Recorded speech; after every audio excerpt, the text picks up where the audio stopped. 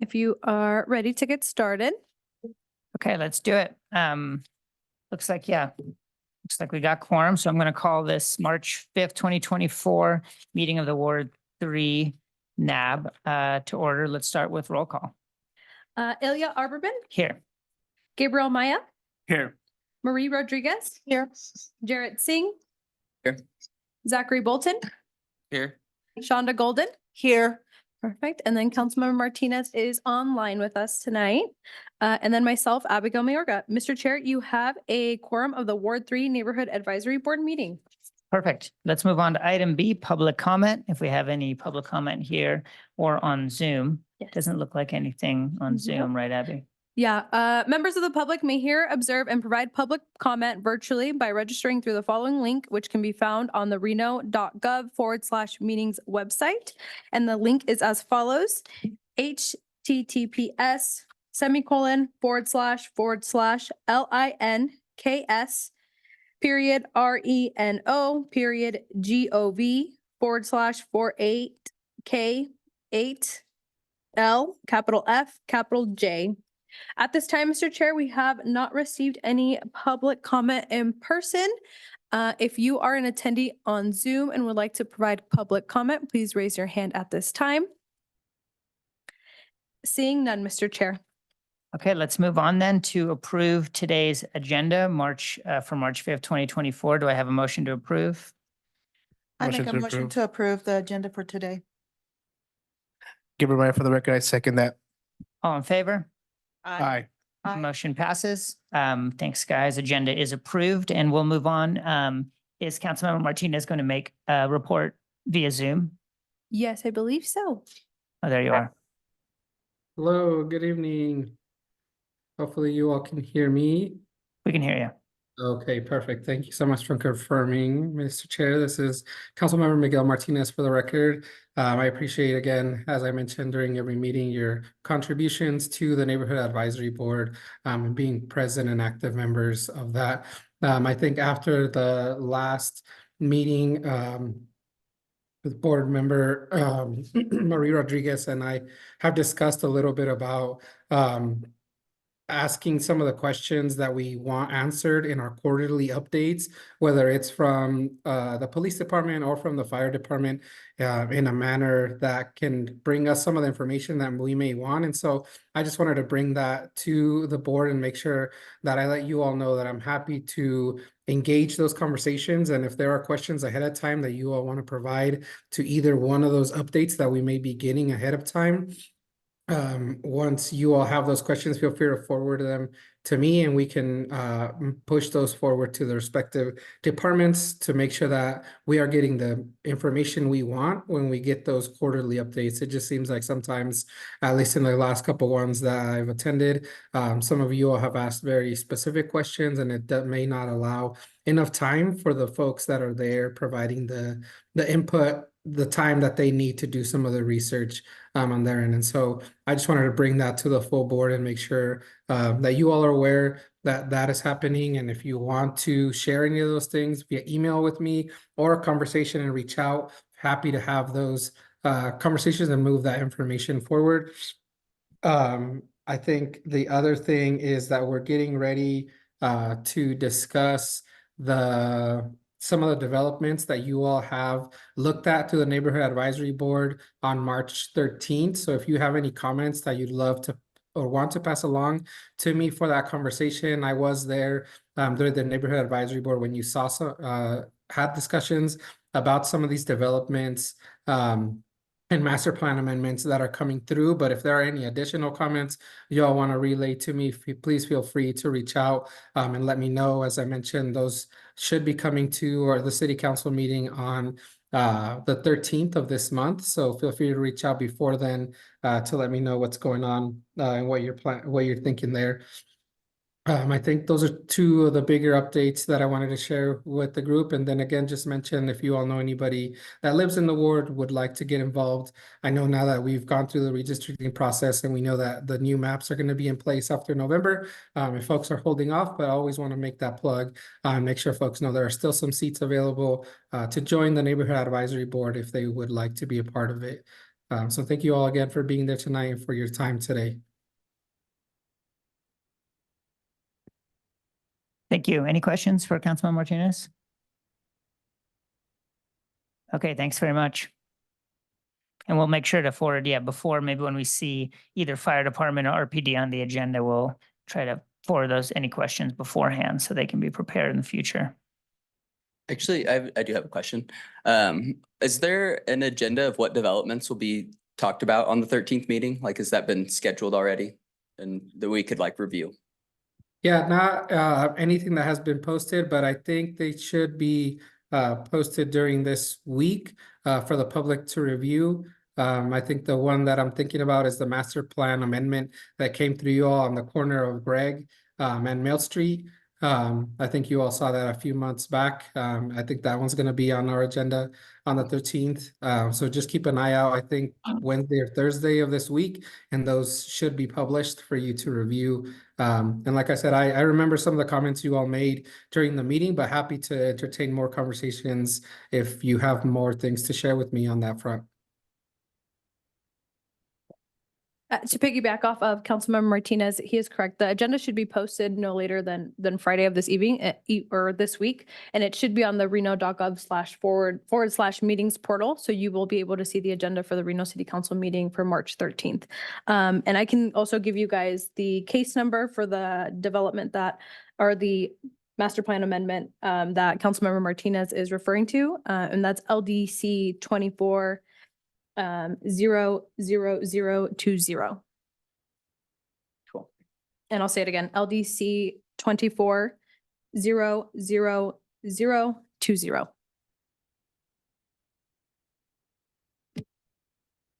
Thank you. Okay, let's move on to item E. If there's a staff report. Yes, the only update that I wanted to provide is that member Emmanuel Gutierrez did send his letter of resignation a couple of weeks ago. So we thank him for his service to the Ward 3 NAB. He did actually relocate to a different area of the city, and he recently had a baby. So just a couple different things going on. But he reached out to us. You know, we thanked him for his time. And like Councilmember Martinez said, we have those vacancies open for Ward 3 NAB applications. And if anyone has questions, please have them reach out to myself or Councilmember Martinez, and hopefully we can get them answered. And that's all I have. Okay, so we'll move on to business items here. Is RPD making a report?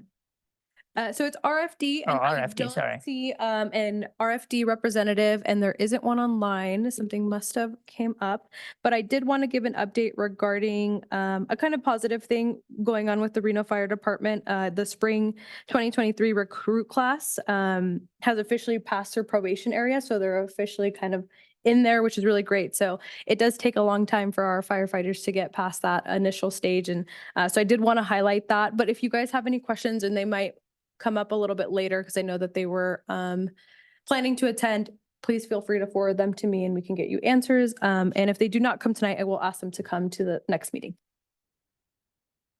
Okay, sounds good. So we'll move on to item 2B, presentation from City of Reno Arts and Culture Department about the Northeast Reno African American Historic Context and National Register nomination.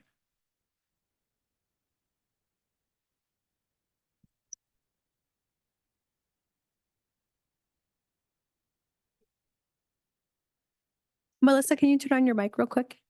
Yeah, Thank first you. is- Okay, Melissa Hafey, for the record, I am a management assistant with the Arts and Culture Department at the City of Reno, and I work on historic preservation projects.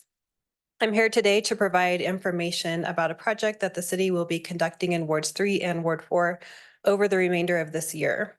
The project is a historic context of African American history focused in Northeast Reno, and with the goal of producing one or more National Register nominations. Next slide. Reno City Council accepted a grant to fund this project at the February 28th City Council meeting.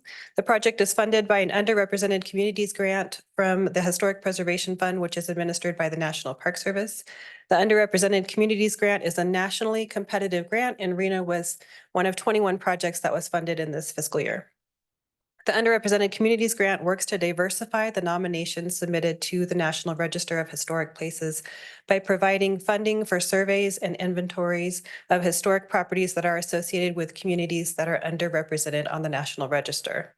Projects funded with this grant must result in a new or amended nomination to the National Register that is associated with an underrepresented community.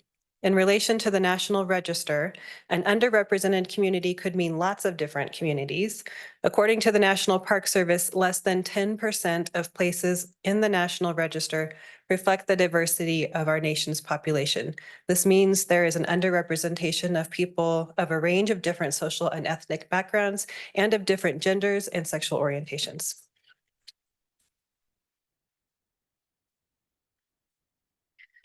The purpose of this project is to hire a consultant to complete a multi-property documentation form and National Register nomination associated with African American history and heritage in Reno. The period of significance will be roughly 1900 to 1979 and will be concentrated in the Northeast Reno area, bounded by Lake Street and Evans on the west, McCarran Boulevard on the north, 580 on the east, and the Truckee River to the south. The consultant will engage with the community to identify a significant property or significant properties eligible to be listed in the National Register in order to prepare a National Register nomination associated with Reno's African American history and heritage. The consultant will seek public participation throughout the project period and during the research and identification phases. All final products of this project will be made available on the City of Reno Historic Preservation webpage, which is at renoculture.com. The project overall will support the formal documentation of new aspects of Reno's history that will benefit the preservation efforts of multiple stakeholder groups, including the public, city planners, developers, historical groups, etc. Northeast Reno was historically a more diverse area of the city than other areas of the city, and currently only 5% of the designated historic places in Reno are in the Northeast area. And there is only one place directly associated with Reno's African American history on any level of national or of historic designation. And then a little more again about the National Register of Historic Places. It was created by the National Historic Preservation Act of 1966. It is the nation's official list of places that are worthy of preservation. And as of the end of 2023, there were more than 98,000 properties listed on the National Register, which represents 1.8 million historic resources. Listing on the National Register does not restrict property owners from making any changes to their property. It's strictly an honorary designation that helps recognize places that are significant to history. National designation is also the first step toward eligibility for historic preservation tax credits and grant programs. Pictured on this slide is a nationally designated historic property in Reno that is associated with African American civil rights history. It is the Bethel AME Church on Bell Street. You can find more information about this project at renoculture.com and follow updates by subscribing to the Arts and Culture newsletter through Reno Connect. And you can find more information about African American and other underrepresented community history at Our Story Inc. and with the Reno Historical app or on their website. Cool. Ilya Arberman for the record. So is the Bethel AME Church the one that you mentioned? That's the only one that is currently designated? That's connected to Reno's African American history, correct? And so in the area, are there sites that are kind of already been kind of identified as potential ones? And what are some of those sites? Yeah, there has been some recent research into African American history in Reno at large, and specifically in the Northeast Reno neighborhood. There's a neighborhood kind of closer to downtown Lake Street, Evans, and the river. And then as you spread away from that towards McCarran and I-580, the properties are newer and they maybe are less associated with some previous research that's already been conducted. We know that there is a huge divorce industry in Reno. In Reno's past, it was a major economic driver in the beginning of the 20th century. And African-American divorce seekers also came to the city, but couldn't stay in the same accommodations as white divorce seekers. And so there were boarding houses specifically to cater to African-American clientele in Northeast Reno around kind of Second and Elko area. And so these are mostly residential properties that are historic. There also were businesses, but on one of the slides, I showed the map of urban renewal projects that occurred. So there was an urban renewal effort conducted by the city in the late 1950s and 1960s. And of course, the construction of I-80 during the late 1960s and 1970s has disrupted some of that history and resulted in the demolishing of some buildings that were associated with that history in that area. And then just one, Ilya Arberman, for the record, just to follow up on your 4th Street presentation from last meeting. Is this the same kind of designation that these places would be getting? Yeah, so for the East 4th Street project, we're hoping to have a district nomination, which would be a collection of buildings associated with the history of East 4th Street. In this case, we just are looking to have at least one property added to the register or one existing nomination amended to include additional history if that's the case. But as I mentioned, there's only 5% of the buildings that are already recognized are in this neighborhood. So it would have to be one of those few buildings. If there was new history discovered during this project that could be associated with African-American history, we could amend that nomination. And is the process here the same where it's like an outside consultant does the research and that's a different consultant from the 4th Street one? Correct. So the city will hire a new consultant and issue a new contract for this very different project. Harvey Rodriguez for the record. I love that you're doing this. I really do. And I do think that there's just so many people and groups that are so underrepresented historically. So I'm glad of this. But just for clarification, I'm looking at the map and I thought I understood that you said the boundaries were Evans, 580, Lake, and the river, but that's not what I'm seeing on the map. On your slide, that's a 1954 urban renewal map. So it's representative. I put it on there so that you could think about the history of Northeast Reno and some of the significant events that occurred that maybe are undertold in Reno history. Okay. But that's not a map of the project area. Okay, so it's just of Northeast Reno, but not, okay. Because that was a little confusing for me because I'm looking at, Yeah, The I street- apologize. I yeah. didn't actually put a project area map and I should have. okay. So so then it is Evans, the River 580 and Lake Street. Yes. Okay, all right, thank you. Mhm. Zach for the record, Zach Bolden for the record. If a community member has any information about the historical relevance, where could they potentially submit that? So there will be some public meetings to engage the public about the history of Northeast Reno, particularly to get, if people have memories of significant places in the project area that should be recognized or more research should be done in those areas. There'll be an opportunity during public meetings. There will also be a web page on the historic preservation section of the City of Reno website at renoculture.com that will have a form to submit information, and then you'll be contacted for more explanation. Okay, thank you. I appreciate it. Thank you. Jarrett Singh for the record. I am very excited about this, actually. I live up on Valley, and as a community member up there, I see how it's still very underrepresented. So it's very cool to see these projects happening and getting attention. It's still a very diverse community. If you ever come up to the park, Dick Taylor on a Friday, there's always people playing soccer. You'll hear 5, 6 different languages. So it's really cool and I appreciate it. Thank you. Great. And Ilya Arberman, for the record, just a question because of that, the 28th city council meeting too does any of the Bell Street abandonment stuff and what was happening around there, what connection does that have directly to this project? 'Cause I know that this church was one of the things that was raised as an issue of concern regarding the Bell Street abandonment specifically. Yeah, so the Bethel AME Church is listed on the National Register, as I mentioned. But as I also mentioned, listing on the National Register doesn't protect buildings from development, adjacent development. It does help raise awareness though. So this recognition of being on the National Register provides some documentation and formal written history that's publicly available so that members of the public and developers who are interested can find that information and recognize which properties are worth preserving that exist in our city.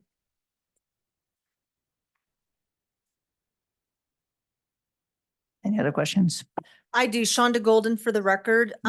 So the Bethel AME Church, is that currently a church or is that abandoned? It's not abandoned. It's owned by the Bethel AME congregation still. They have plans to do more with the building than they're currently doing. I'm not sure what its current use is, but it is being cared for and is owned by Bethel AME congregation. Okay, thank you.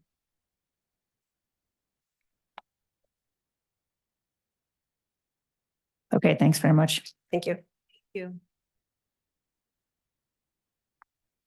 Okay, we'll move on to 3A, unless, is there no word from RFD, I'm assuming? No, Mr. Chair. Okay, so move on to 3A. The Caballo setback deviation. Hello, my name is Lori Ferris, and I am the residential designer working on the project at 2850 Caballo. We are requesting a major deviation, which would allow us to build and allow us an increase of 50% for the rear setback. Currently, the rear setback is 20 feet, and we would like to build up to the 10-foot line. So here is a vicinity map showing zoning of SF8. It's a single-family residence with 0.15 acres. There is a photo of the front of the house. No change to the front or side setbacks, simply the rear setback.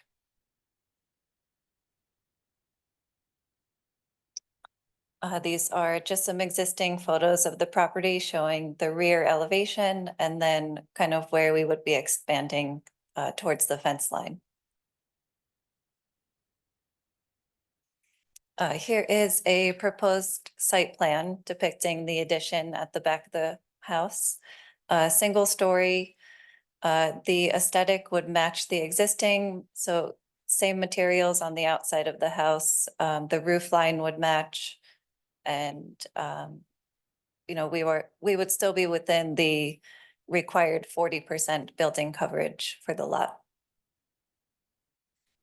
In addition, we've also received letters from the 3 abutting neighbors for signing off on approval. So they don't have any, they're not challenging this request. And then this is just a proposed floor plan of expanding the existing living area. And then I believe that is the last slide.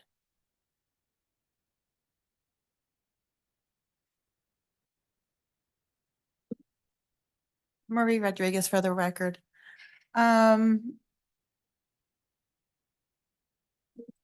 It will probably be something that would come up down the road, but it's not expected to, because looking at it, it looks like you're not pushing back the entirety of that back area, just like about half of it looks like. Right, yep.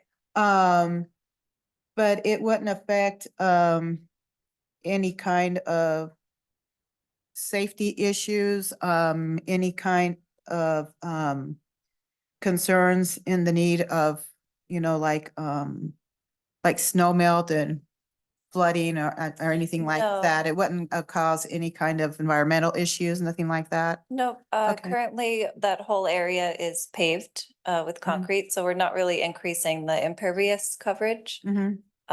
And no effect on existing drainage patterns or anything like that. And then it will not affect egress either because there will be 2 large sliding doors at the back. Okay. And second question, how long does this expected to last from beginning to end with the workers coming in and going out and trucks being out in front of the houses, you know, of laborers and stuff like that? How long is that expected to last? For construction, once we do get building permit, probably 3 months at the most. Okay, Just for excavation, you know, pouring the footings, getting everything dried in, and then we would be working inside. Okay, and is there enough street parking for all of these construction people to be there? To not Yes. cause too much of a disturbance for the neighbors or the flow of traffic? Absolutely, yes, plenty of Okay. street parking, and I don't anticipate having a huge crew of construction workers on site for this. Okay, thank you.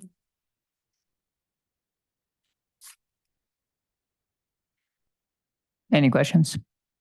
No. Good luck. Thank you. Okay, well, looks like we have a short meeting today. Yeah, I think that's it for business. So if there's any announcements from up here from board members? Nope. And then yeah, no items for future agenda specifically. All right. Yeah, just to kind of, follow up with what Councilman Martinez, had mentioned. I think that, because we get these quarterly reports from the fire department and the police department. And I kind of feel like, as members, if we could be a little bit more prepared with what we want from them. They are taking time out of their work schedule to come and provide these reports, and I feel like, if we could make the most of that time, knowing what it is we're really looking for, so that we, yeah, if we can have those prepared for them, so that when they come in, they have the information that we're looking for.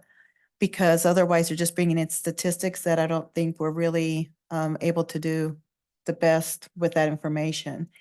And, also, the Reno Police Department, I'm not sure about the fire department, but I know Reno Police Department on their website, they actually do have available for the public call for service information with information on what's going on in the city as far as crime reports. They already have some information there. So maybe if we visit that ahead of time, it might give us more of an idea of what we want to ask them. So I just think we need to do a better job with them so that we get the most out of that report.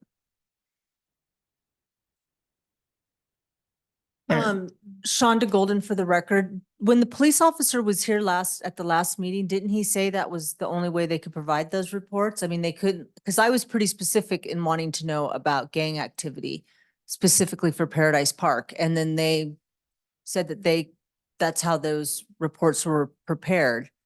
Like they couldn't, it was my understanding he couldn't delineate it based on crime or anything like that. The reports that they generate, they do have like statistical reports that they generate, but if we were more specific about what we want to know, then he can look at other information and maybe provide that for us, maybe speak to, because the police department has different units. They have the burglary unit, they have their gang unit. So he might be able to get the information from those different units on what we're interested in and have that information prepared. Otherwise, the lieutenants just pull statistics because they Right. really don't know what we want. So if we're more specific, then they can be more specific. Mm-hmm. And I did pull up that, the website that member Rodriguez was speaking on. So here you can see latest news or media updates from the police department. And obviously you can go a little bit further back, regarding news. So if you were interested in this specific arrest, then you could annotate this and ask follow-up questions at the next quarterly meeting. Additionally, they do have an area incidence map. So within the city, and it kind of shows a couple other statistics, but more detailed item and where on the map. So that is renopd.com, right on the front page. Thank you. You're welcome. Yeah, Ilya Arbitman for the record. I think that's a good idea. Marie, if we have those on agendas, maybe we can try in the week, in the week leading up to them, send in some questions so that everyone's better prepared.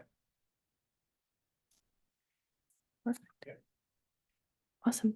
Do we have any public comment on Zoom or in the room here? Not seeing any on Zoom. If anyone would like to give public comment at this time, you're more than welcome to. Perfect. Seeing none, Mr. Chair. And just a quick question, when is the next meeting scheduled for? Yes, it's a great question. Let me pull it up real quick. Our next Ward 3 NAB is April 2nd, Okay. 5:30 PM, same location. Okay, sounds good. Do I have a motion to adjourn? Shonda Golden for the record, motion to adjourn. Aye. I second that.